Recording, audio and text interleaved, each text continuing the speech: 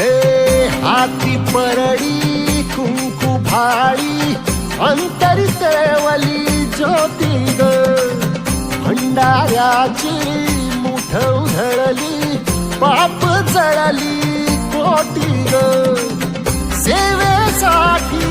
आलो दुरुनी तूच जीवाचा जीव स्वामी होऊ दे मंगल आई ग हाती परडी कुंकू भाळी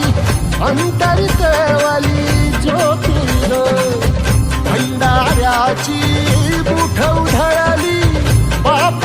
जळली कोटी ग